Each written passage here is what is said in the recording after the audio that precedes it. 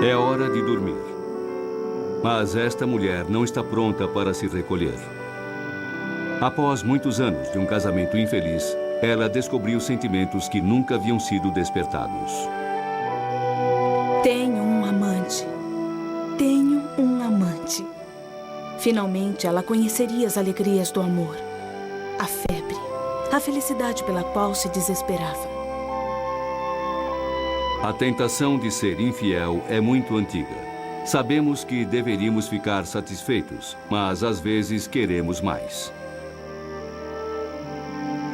A heroína deste livro francês do século XIX nunca deixa de procurar o amor. Seria uma sonhadora romântica arriscando tudo por amor ou uma tola em busca de uma ilusão vazia? O autor, Gustave Flaubert, provavelmente diria que as duas coisas. Madame Bovary.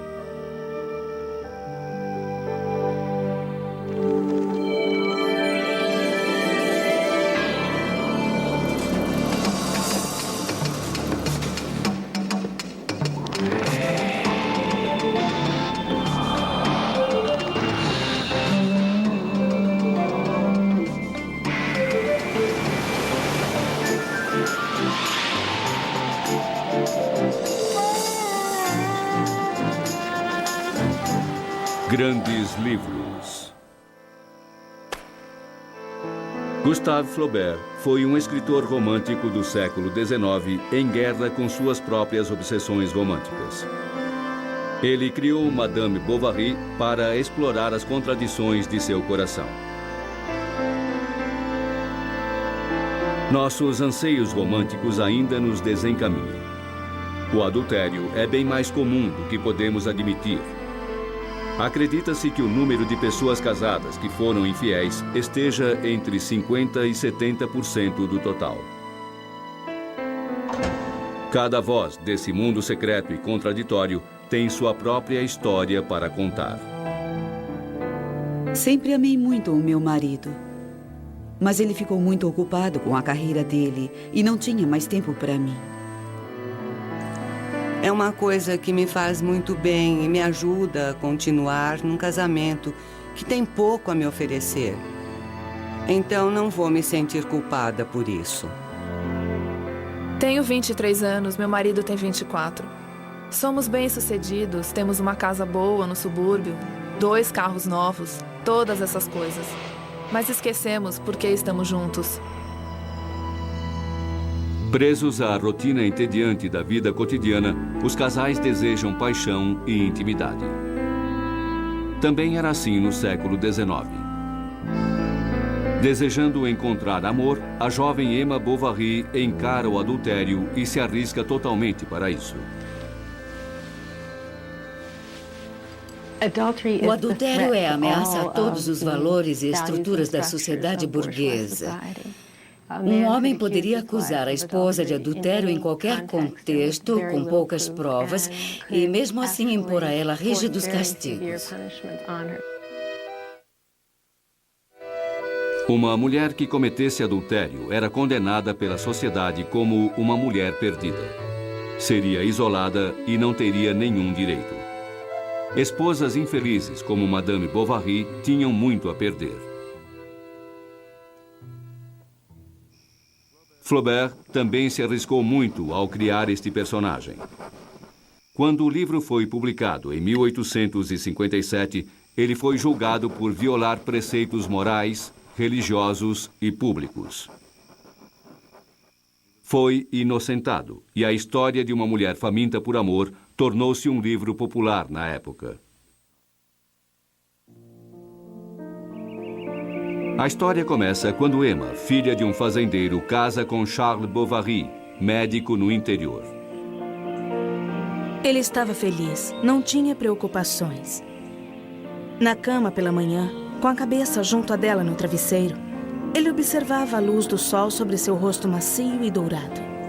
Vistos de perto, seus olhos pareciam muito grandes, sobretudo quando ela abria e fechava as pálpebras várias vezes ao acordar.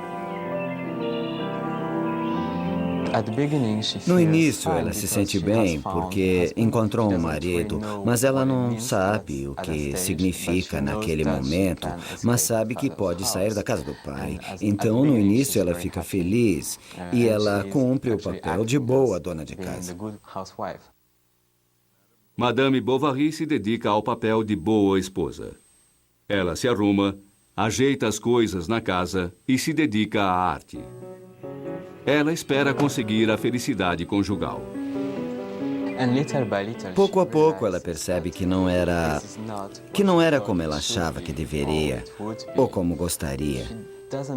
Ela não sabe o que é o amor, mas leu muitos livros românticos e constrói, talvez inconscientemente, uma ideia um pouco estereotipada sobre o que é o amor e como um marido deve se comportar, ou um homem deve ser. Infelizmente, Charles, que vemos aqui numa produção da BBC para o livro, não é um homem muito criativo. O importante para comer intestino de porco é que seja limpo e muito fresco. As conversas de Charles eram muito monótonas. Um campo aberto para as ideias comuns. Ele não sabia nadar, nem lutar esgrima, nem atirar. Um dia não soube esclarecer um termo sobre equitação que ela havia lido em um livro. Mais cidra? Não, obrigada. Emma chegou até a ler poesia romântica para Charles. Mas sua reação foi bocejar.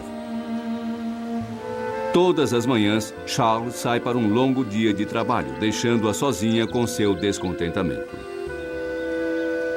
Uma mulher jovem como Emma tinha poucos sonhos que poderiam ser realizados num mundo como aquele. Para Madame Bovary, seu marido era o seu parâmetro. Suas possibilidades se restringiam apenas no que a vida dele tinha para lhe oferecer. Emma quer que Charles seja romântico. Mas ele se contenta com as coisas como são e não consegue entender que há um abismo se abrindo entre eles.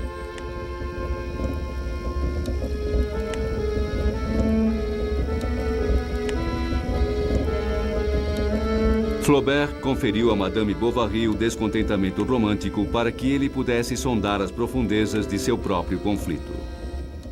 Flaubert se identifica com Emma, com o romantismo dela, com suas necessidades e seu narcisismo. Ao mesmo tempo, odeia a parte de sua personalidade que é igual a Emma. E assim criou o conflito que existe no livro. Com Madame Bovary, Flaubert critica os desejos cada vez maiores da burguesia ascendente, a classe média francesa. Após a Revolução Francesa de 1789, a burguesia passou a redefinir os valores e os costumes da vida social, econômica e política. Uma das mudanças foi a ideia de separar os espaços dos homens e das mulheres. Segundo o ideal burguês, as mulheres deveriam ficar em casa, longe do mundo do trabalho. O domínio masculino era fora de casa, nas fábricas, no comércio, nos clubes. Essa disposição criou um novo tipo de oferta e procura. As fábricas produziam mercadorias. As lojas anunciavam e vendiam. E as esposas com seus maridos compravam para não ficar para trás. Foi o início da sociedade de consumo, foram os primórdios. E pela primeira vez há mais produtos disponíveis para mais pessoas. Existem anúncios que são novos, é o início, e informam as pessoas sobre os tipos de coisas que elas poderiam ter.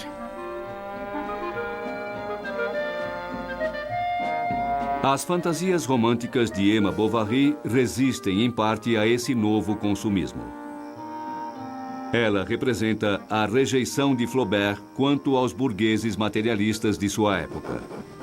É claro que Flaubert também era um burguês materialista, e escrever Madame Bovary foi uma tentativa de superar isso. Flaubert sempre foi totalmente obcecado com a burguesia. Os burgueses para ele simbolizam a estupidez. É uma vida que seguia segundo estereótipos, segundo clichês. Ele os despreza, mas ao mesmo tempo ele quer sempre escrever sobre eles. É uma espécie de vingança para ele. A insatisfação de Emma Bovary acaba por levá-la a território proibido. Ela está prestes a conhecer um mundo que vai mudar sua vida para sempre. Numa vida em que nada acontece, finalmente há uma mudança. Charles e sua mulher são convidados para um baile oferecido por um aristocrata que Charles havia atendido. A porta se abre para um mundo encantador. Ela está bem vestida, está muito bem arrumada. Não quer que Charles dance. E quando ele quer beijá-la, ela não permite que ele a toque, dizendo que vai estragar o vestido. Isso também é importante, porque mostra que ela está se afastando cada vez mais. Emma não permite que Charles se aproxime, mas dança com um estranho. Um dos homens se aproximou de Madame Bovary e pediu que dançasse com ele. Ao passar perto da porta, a bainha do vestido de Emma enroscou na calça de seu parceiro. E por um momento, suas pernas ficaram entrelaçadas. A valsa era uma dança promíscua. Antes, as pessoas dançavam minuetos e coisas assim. Mas agora veio o enlace, havia os giros. As pessoas podiam ficar tontas. Flaubert descreve a forma como as pernas dele se entrelaçam. O jeito como ela quase desmaia. É uma referência ao ato sexual. É o primeiro passo inocente de Madame Bovary no caminho da infidelidade. Pela primeira vez, Emma vive o que sonhou durante anos a fio, o que encontrou nos livros, o que não tem na vida real. De agora em diante, vai ficar cada vez mais frustrada com Charles. Confirmando suas fantasias românticas, o baile confere a Emma uma sensação contínua de frustração. Ela passa vários meses desejando viver o que sentiu naquela noite. Durante as refeições, ela confirma que Charles é entediante, que seu casamento é uma prisão. Emma enfrenta o sofrimento da juventude burguesa, que é o tédio. Tudo parece operar numa compulsão repetitiva mortal. Cada dia é igual ao outro. Você faz sempre as mesmas coisas, e são coisas que não têm sentido nenhum.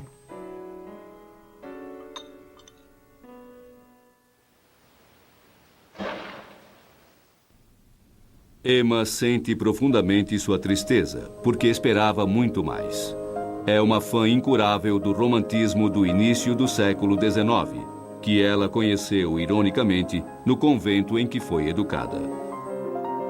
O início de seu despertar sexual acontece de fato quando ela lê clandestinamente aqueles livros, lê aquelas histórias de amor, aqueles relacionamentos românticos. E, claro, ao seu redor há apenas o cheiro de incenso e o corpo nu de Cristo na cruz.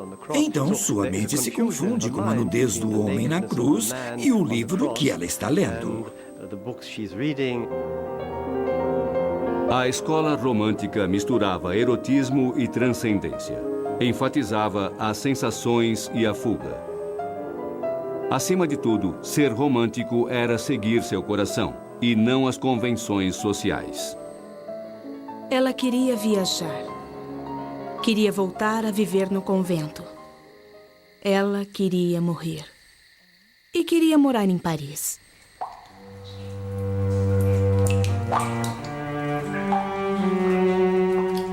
Emma sente a amargura dos desejos não realizados. De agora em diante, eles iam continuar um dia após o outro deste jeito. Sempre os mesmos, inumeráveis, sem resultados. As vidas de outras pessoas, embora entediantes, traziam pelo menos a possibilidade de que algo acontecesse. Mas para ela, nada acontecia. Era a vontade de Deus. O futuro era um túnel escuro. E ao final havia uma porta fechada. Ainda hoje, o casamento pode ser uma decepção para os recém-casados. A escritora Delma Heine chama essa sensação estranha de insatisfação de choque matrimonial. O choque acontece quando uma mulher, após 1, 2 ou 4 meses de casamento, diz: sinto que perdi a minha identidade. Eu não sei por que amo este homem. Nós somos felizes, mas é como se eu não fosse eu mesma. Isso significa entregar-se a uma instituição que exige que as mulheres não sejam elas mesmas. Heine conversou com centenas de mulheres nos últimos 10 anos e descobriu que, inconscientemente, elas ainda aceitam as convenções tradicionais sobre o papel da esposa. Casar com o homem que você ama deveria levar a uma vida eternamente feliz. E pronto.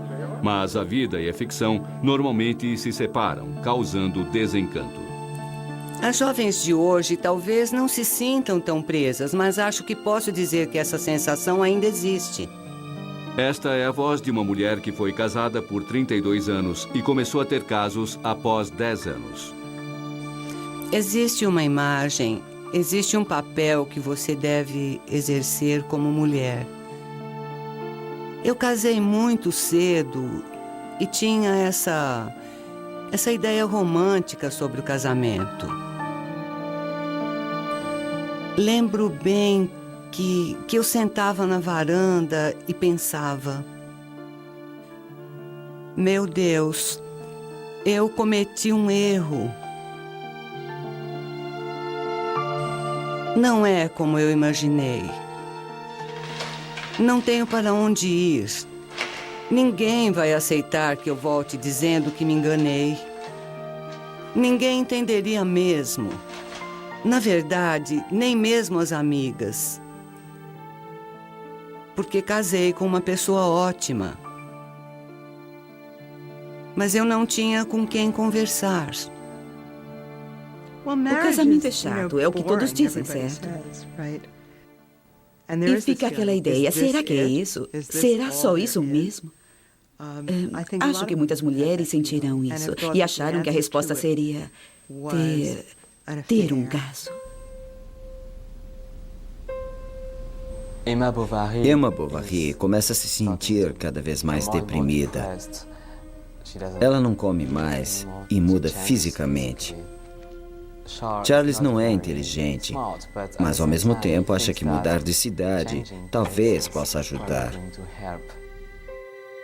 Charles não consegue pensar em outra forma de curar Emma além de sair da cidade em que moram, no interior da França. Madame Bovary fica feliz em partir. A nova cidade não poderia ser pior que aquela. Além disso, ela está grávida. Esta casa é uma das mais confortáveis aqui em Yonville. Os Bovary mudam para outra cidade pequena. Embora ainda não saiba, Emma acaba de se aproximar da tentação. Estou sozinha lá no quarto. Um de seus vizinhos é Léon, um advogado jovem e sensível que sente atração imediata por Madame Bovary. Gosto de me transportar para terras estranhas, exóticas, com palmeiras, plantas, cactos. Elefantes? Léon também é muito infeliz com a burguesia interiorana que o cerca. Qualquer coisa que não seja comum, rotineira e chata. Eles falam sobre estereótipos românticos, mas entendem um ao outro e Charles nunca entendeu Emma. Para ela é uma mudança radical. É como o Palácio da Bela Adormecida. Emma se apaixona por Léon, mas está presa ao homem com quem se casou. Ela começa a se torturar com pensamentos proibidos sobre Léon. Ele é o amante com que ela sonha. Mas quando poderão ficar juntos? Na França, nessa época, as mulheres eram submissas à autoridade do marido. Havia a possibilidade de pedir uma separação, mas era muito difícil para as mulheres. Havia pouquíssimos recursos, mesmo que houvesse violência no casamento. A França, na década de 1840, era uma mistura de tradições conservadoras e pensamentos políticos radicais. Flaubert conheceu o movimento romântico na arte e na política quando foi enviado pelo pai para estudar direito em Paris. Mas, aos 23 anos, teve ataques epiléticos e precisou voltar para casa. E voltou com doenças venéreas contraídas em uma de suas inúmeras visitas ao bordel.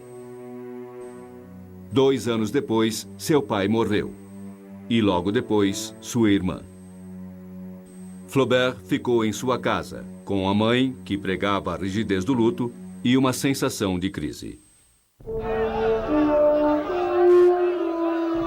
Quando Flaubert tinha 27 anos, sua crise se agravou com a Revolução de 1848. Os ideais românticos populares defendidos pela burguesia foram derrubados. Depois disso, o poderoso militar Napoleão III proclamou-se imperador. Foi um momento decisivo para Flaubert.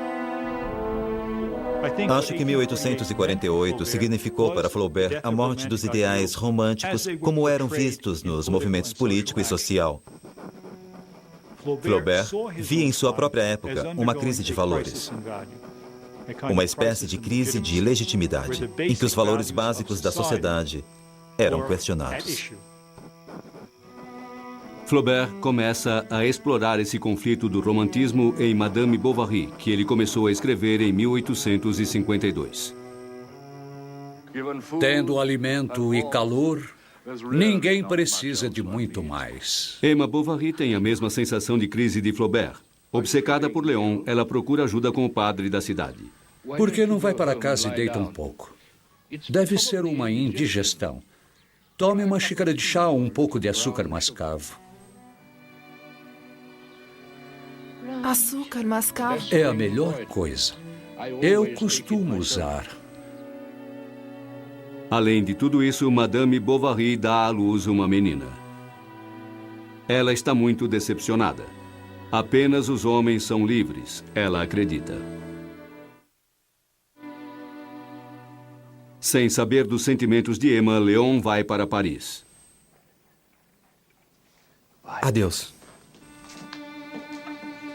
Emma mantém a aparência externa de bondade, mas por dentro só consegue sonhar com o abraço de outro homem. O dia seguinte foi de luto para Emma. Agora ele havia partido. A única coisa boa em sua vida, a única esperança de felicidade. Por que ela não havia agarrado aquela chance quando lhe foi oferecida?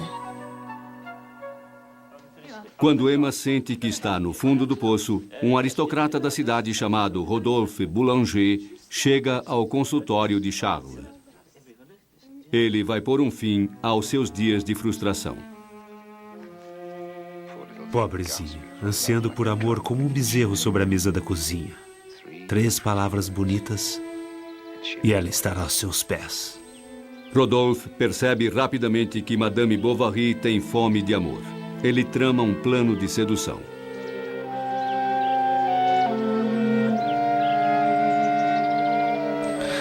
Ela será minha, mas não sei como ou onde.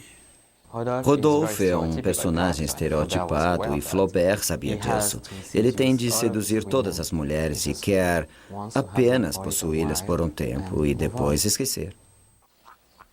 Rodolphe começa sua campanha na primeira oportunidade.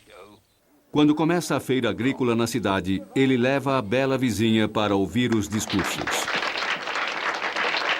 Ele sabe que para cortejar Madame Bovary é preciso usar clichês românticos. Sim, mas existe... Devemos responder apenas aos nossos sentimentos. São a fonte da verdade, da poesia, da coragem, de tudo que vale a pena ter.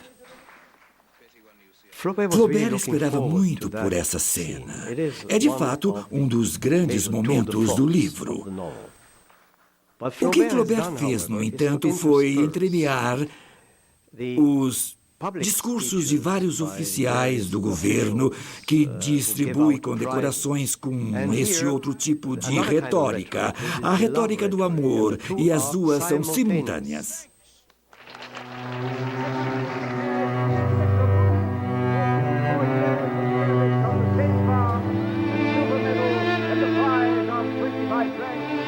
Madame Bovary está prestes a cometer adultério. Essa foi a crise romântica que Flaubert explorou com grande intensidade em Madame Bovary. Ele se dedicava a isso 10 ou 12 horas por dia. Ele se isolou quase de modo monástico e via a si mesmo como monge. Podia observar o rio e escrever. Não escrevia muito, um parágrafo ou 2 por dia, e depois reescrevia. Foi um processo lento, doloroso e agonizante, cujo resultado nunca o satisfazia. Flaubert decidiu que o único objetivo importante em sua vida era criar uma obra de arte perfeita. Ele se isolou na casa de campo da família para se dedicar a esse objetivo. Felizmente para ele, a família tinha posses. Então ele pôde passar 5 anos escrevendo Madame Bovary sem fazer mais nada. Embora levasse uma vida espartana quando escrevia, Flaubert tinha uma amante. Louise Collet era uma poeta parisiense de reconhecida beleza. Collet se esforçava muito para penetrar a carapaça que Flaubert havia construído. Jamais conseguiu. Mas, à noite, Flaubert esquecia seu trabalho e revelava seus sentimentos mais íntimos para ela. Quando anoitece, estou sozinho, sabendo que não serei incomodado porque estão todos dormindo na casa. Abro a gaveta onde fica uma pequenina caixa da qual lhe falei. Pego as minhas relíquias e as coloco sobre a mesa. Primeiro, os chinelinhos, o lenço, o cacho do seu cabelo, a sacola com suas cartas. Leio todas de novo, toco-as. Uma carta é como um beijo. A mais recente sempre é melhor. Embora fosse muito apaixonado por Collet, Flaubert acreditava que o amor e a felicidade não poderiam durar. Desde que dissemos que nos amamos, você tem questionado minha relutância em dizer para sempre. Por quê? Porque eu vejo o futuro. Eu realmente não acredito que ele pudesse dizer eu te amo. Eu acho que ele considerava o amor romântico ilusório. A atitude dele com relação às mulheres, quando precisava de uma, era querer que ela estivesse disponível. Mas ele não queria que essa pessoa fosse o mais importante para ele. Certamente não Louise Collet. Flaubert escolheu o trabalho em vez de Collet, mas descreveu em detalhes o romance dos dois em Madame Bovary. Ele estava canibalizando a vida dela. Ele a usava para conhecer as mulheres. Li as cartas dele para Louise Collet e passei a odiar Flaubert, porque ele era um desajustado, um pervertido.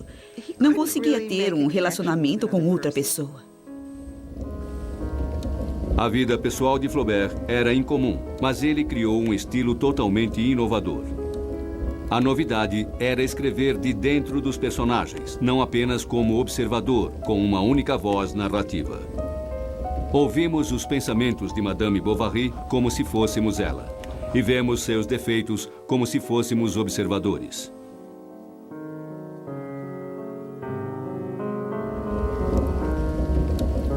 Flaubert usou essa técnica numa das cenas mais importantes do livro, na qual os desejos de Emma finalmente a dominam.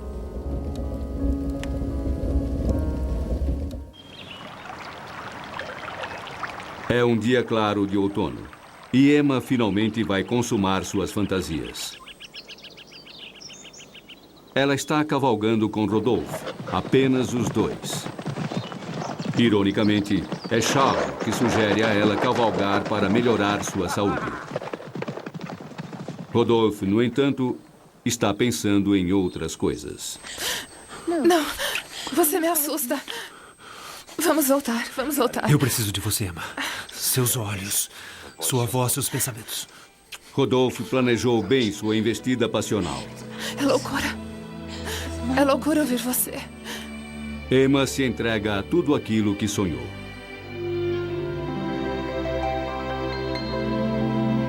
Tudo era silêncio. Uma doçura suave parecia brotar das árvores.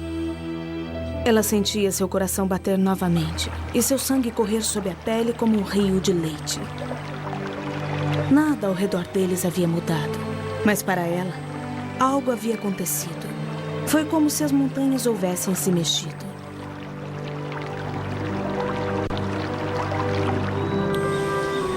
O texto é escrito de forma a interromper a ação e substituí-la por uma descrição da paisagem.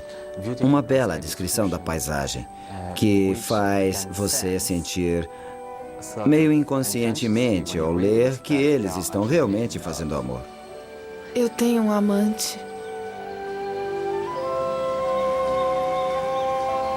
Longe de causar culpa, fazer amor com Rodolphe faz com que Emma ganhe vida.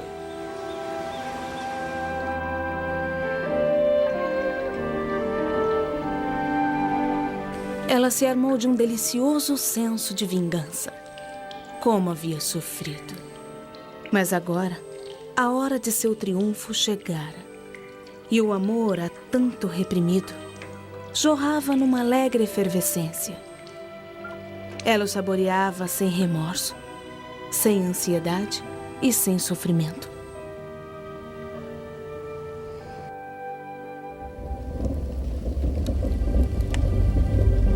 Flaubert ansiava por esta cena. Ele escreveu a Louise Collet, sua amante, sobre a intensidade com que vivenciou cada momento da cena de amor. Hoje, por exemplo, como homem e como mulher, como amante e adúltera, estive cavalgando na floresta numa tarde de outono. Era como se eu fosse o cavalo, as folhas, o vento, as palavras que um dizia ao outro, e a luz do sol tão vermelha que os fazia cerrar os olhos. Olhos tão repletos de amor. Relacionar-se com alguém é um desejo humano difícil de conter, como Delma Hein descobriu em sua pesquisa. As mulheres com que falei não tinham amantes por querer um caso, ou por estarem entediadas ou querer variar. Elas estavam procurando uma união que desejavam desesperadamente, mas que de certa forma lhes faltava. Erika Jong escolheu o mesmo tema em seu livro de 1973, que transporta a história de Madame Bovary para o século XX.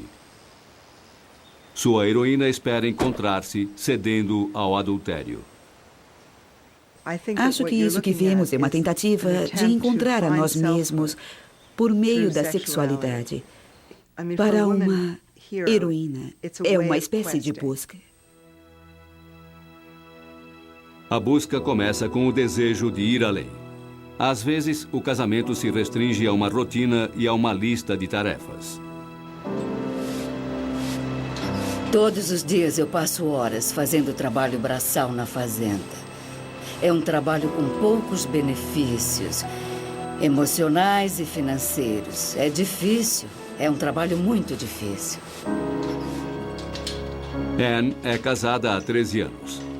Seu casamento foi destruído pelo ritmo implacável da fazenda. Numa fazenda você trabalha 7 dias por semana, 365 dias por ano. Não há um dia em que você se afaste. É preciso ordenhar as vacas. Agora o que falta ao meu casamento é intimidade física e emocional. Meu marido parece satisfeito com as coisas desse jeito, mas eu não estou. Mas ele não quer fazer nada para mudar. Viver sem me sentir valorizada e amada e sem uma relação de intimidade é como me sentir excluída da vida, e isso é como estar morta. Na década de 1850, Flaubert escreveu: "Minha pobre Bovary, sem dúvida, está sofrendo e chorando neste exato momento em 20 vilarejos da França." Há mais liberdade hoje do que havia no século XIX, mas as mulheres e os homens ainda lutam para encontrar a felicidade.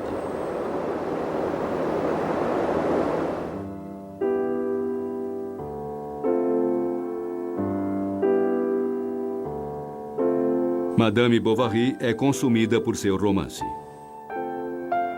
Quando está sozinha, ela fantasia sobre Rodolphe. Ela vive e respira em outro mundo, deleitando-se em sensações há muito suprimidas.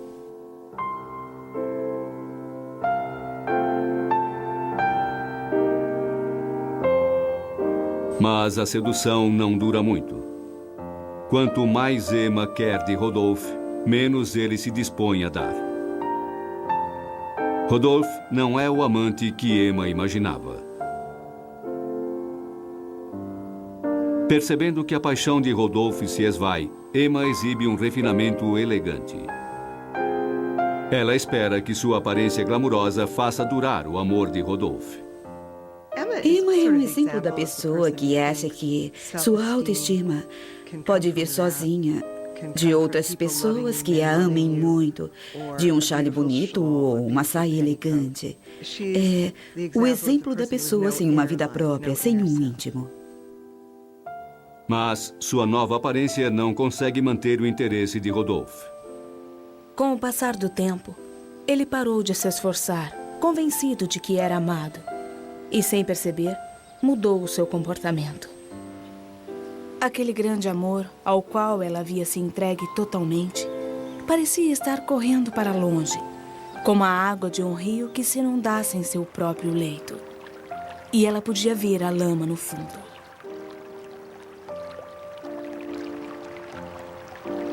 Emma fica desesperada. Agora é bem mais difícil do que no começo, porque ela perdeu a inocência. Agora já não restavam ilusões. Ela abandonou uma ilusão a cada vez que se aventurou em um novo caminho, em cada situação diferente, como virgem, como esposa, como amante. Durante toda a sua vida, ela as foi perdendo, como um viajante deixando parte de sua fortuna em cada hotel do caminho. Acontece uma tragédia. Rodolphe envia uma carta a Emma dizendo que vai para o exterior sozinho, para o bem dela.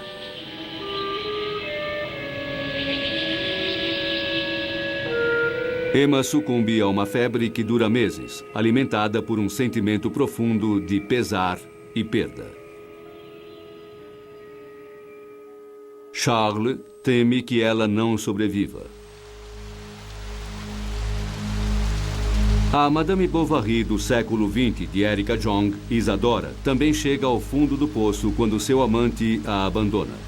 Jong não sabia se terminaria matando Isadora ou não. Eu não sabia o que Isadora faria depois de tanto sofrimento. Ela se jogaria de uma janela, voltaria para casa e escreveria um livro, ficaria grávida. Quem poderia saber? Foi uma luta decidir o final. Num certo momento, eu queria que ela morresse, mas percebi que era a influência de um mito cultural, segundo o qual a heroína que busca prazer e autonomia deve sempre morrer. O personagem de Jong aceita sua própria imperfeição e segue adiante.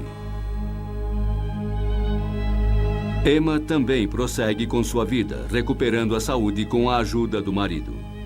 Charles, ironicamente, é o homem que realmente a ama. Ele leva Emma à ópera para ajudá-la a se recuperar de sua doença. O que você quer, querida? Água ou limonada? Sua recuperação é ainda mais rápida quando Léon, um advogado sensível, chega.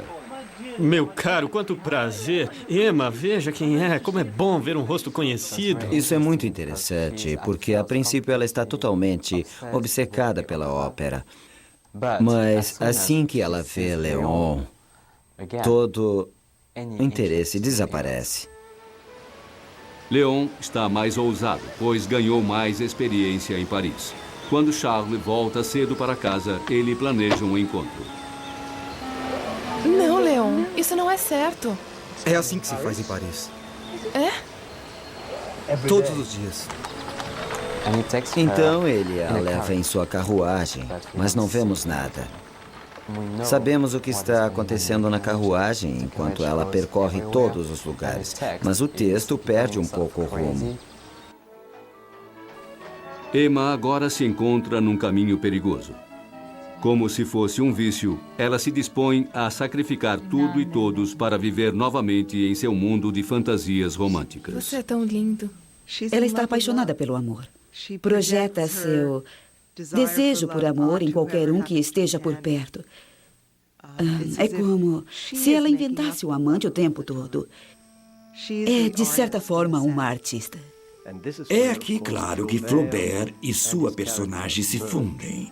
Porque Flaubert também, ao escrever Sonhar e Sofrer, está à procura da perfeição, de um ideal que gostaria de alcançar, mas que é inalcançável. Na busca desesperada de Emma pelo amor perfeito, Flaubert previa nossa própria obsessão pela felicidade eterna. Na França, a ideia do desejo contínuo chegou a ser chamada de bovarismo.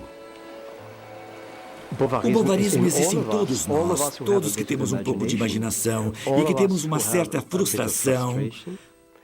Usamos essa imaginação para perceber a frustração. É um círculo vicioso. E, portanto, é preciso amar a frustração, porque ela permite que eu continue sonhando. Sabemos que são apenas comerciais, mas ainda assim a televisão nos fascina. Ela alimenta nosso desejo por fantasia, emoção e romance. A grande fuga pode ser nossa se pudermos pagar. Ele quer 3.000 francos.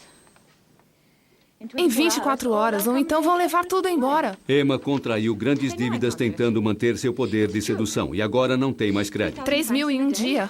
Um dia! Preciso de 3.000 francos. Bom, eu... Preciso conseguir. Hoje, agora. Tentou pedir emprestado? Claro que sim. Falei com todos os banqueiros, eles riram de mim. Só me resta você. Emma procura todos os homens que conheceu. Se eu pudesse, Emma, Você pode. Mas ninguém pode ajudá-la. Precisa me emprestar 3.000 francos. Ela parece ter esgotado todas as possibilidades, exceto uma.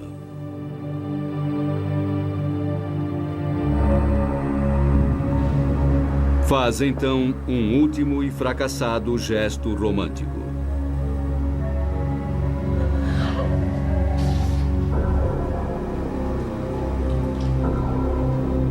Quando Emma ingere arsênico, junta-se a uma sucessão de heroínas da literatura que são infiéis e têm uma morte terrível.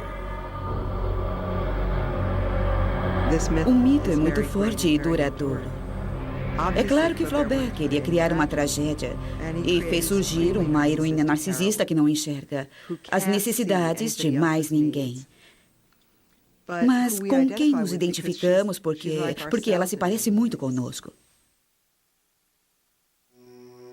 Flaubert castiga Emma numa cena implacável, não romântica e repleta de ironia.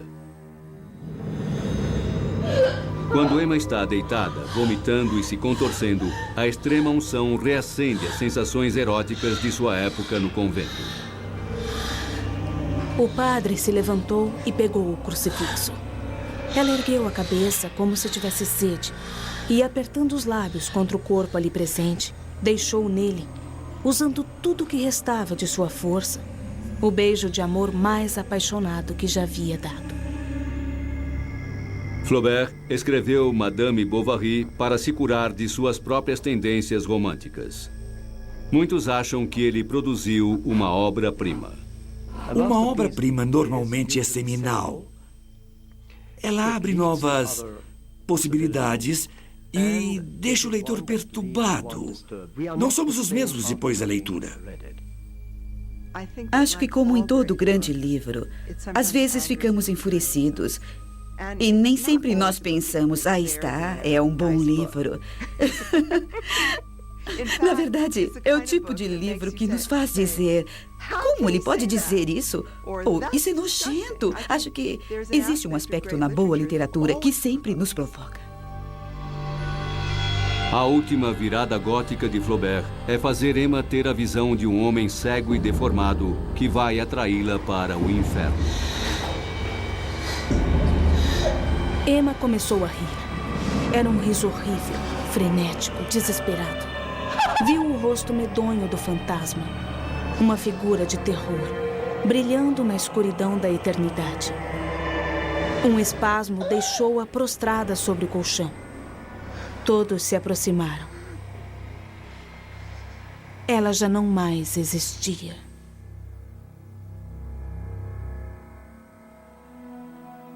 Um século e meio depois, Madame Bovary é uma história que dá um aviso.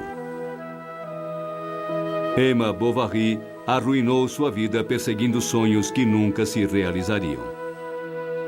Flaubert nos diz que na sociedade moderna, em que imperam a fantasia e o desejo, nossos anseios podem ser nossa desgraça. Precisamos escolher com cuidado nossos sonhos.